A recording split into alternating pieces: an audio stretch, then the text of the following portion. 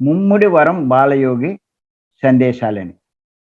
మరి బాలయోగి సందేశాలు చాలా చాలా ముఖ్యం. చాలా అవసరం.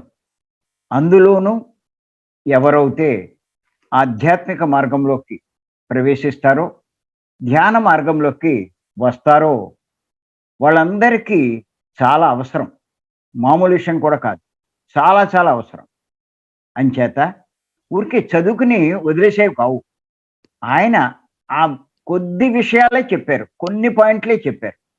అంటే ఒక రకంగా వాటిని మనం అనుసరిస్తే చాలు అన్నట్టుగా ఉన్నాయి ఆ పాయింట్లు.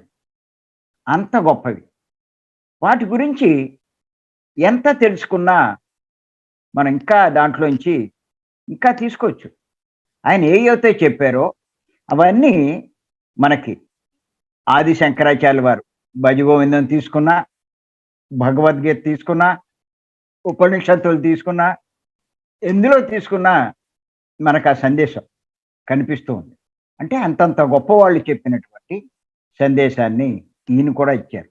భగవంతుని పొందడానికి ధ్యానం చెయ్యాలనుకుంటే ఎక్కడికో వెళ్ళక్కర్లేదు. ఆయన అక్కడ ఉన్నాడు. నువ్వెక్కడికెళ్ళాలనుకున్నావో అక్కడ ఉన్నాడు. ఇక్కడ ఉన్నాడు. అన్ని చోట్ల ఉన్నాడు. ఇక్కడేంటంటే 2 పాయింట్లు. భగవంతుని పొందాలి అంటే ధ్యానం చెయ్యాలి. ఎవడైనా సరే. తప్పదు. అలాగే ఎన్ని జన్మలెత్తినా కూడా చివరికి భగవంతుని పొందవలసిందే. భగవంతుడు అంటే అందరి దృష్టిలో అయితే విగ్రహము.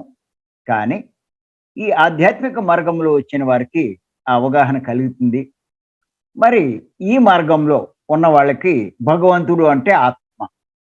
అంటే ఆత్మను పొందాలంటే ఏకైక మార్గం ధ్యానం. అదే చేశాడాయన జీవితమంతా. ఎంచేతంటే భగవంతుణ్ణి పొందినవాడు అంటే వాడి యొక్క సమస్త కర్మలు దగ్ధమైపోతాయి. ఎప్పుడైతే కర్మలు లేవో వాళ్ళు మోక్షాన్నే పొందుతారు. అంటే ఈ దుఃఖంలోంచి శాశ్వతంగా బయటపడతారు. మళ్ళా ఈ భూమి మీదకి రావాల్సిన పని లేదు.